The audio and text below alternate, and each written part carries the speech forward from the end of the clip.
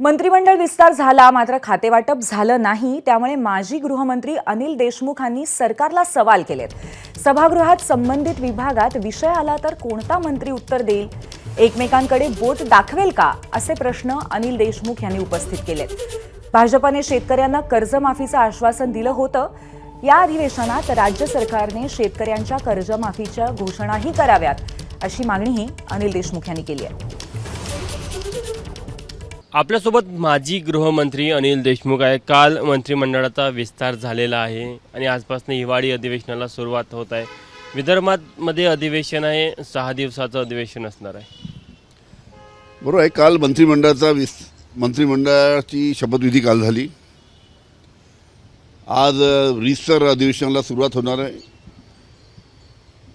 पण मंत्रिमंडळाचा शपथविधी झाला पण खातेवाटप झालं नाही।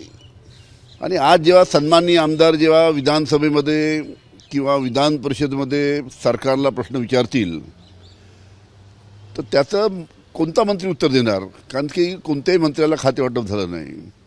एखाद्याला समजा बांधकाम खात्याचा प्रश्न विचारायचा आहे, एखाद्याला सैला महिला बालकल्याणचा प्रश्न विचारायचा आहे, कोणाला समाज कल्याणचा प्रश्न विचारायचा आहे।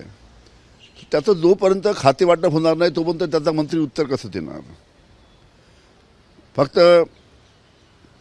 म्हणजे दोन्ही उपमुख्यमंत्र्याला सुद्धा खातं मिळालं नाही।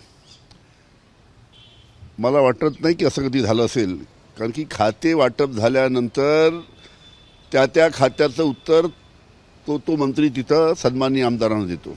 सामूहिक जबाबदारी म्हणून मंत्र्यांना देता येईल ना उत्तर? कोणता मंत्री?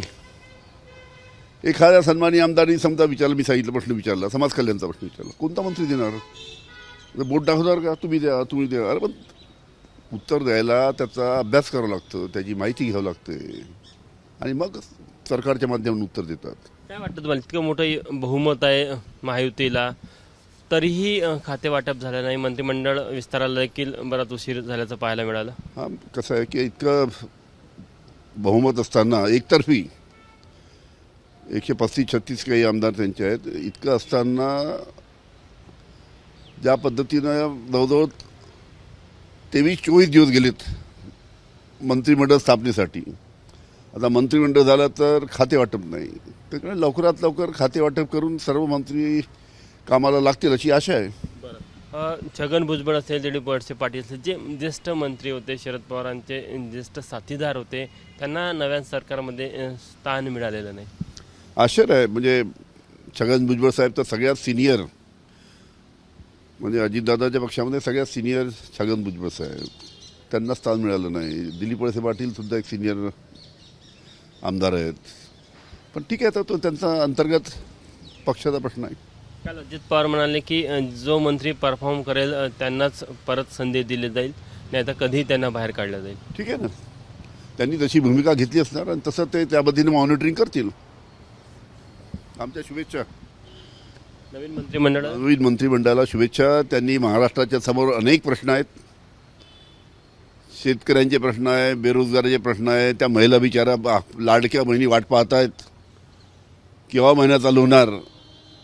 हे लवकरात लवकर सर्व गोष्टी सुरळीत चालू झाल्या पाहिजे आणि जे काही प्रश्न आहेत ते प्रश्नाला त्याला लवकरात लवकर राज्य शासनाने त्याच्यावरती विचार करून ते प्रश्नसुद्धा सोडवले पाहिजे। खास करून शेतकऱ्यांचा जो प्रश्न आहे, आज शेतकऱ्यांना सोयाबीनच्या बाबतीत अतिशय शेतकऱ्यांना त्यांच्यावर अन्याय होत आहे, कापसाच्या बाबतीत अन्याय होत आहे।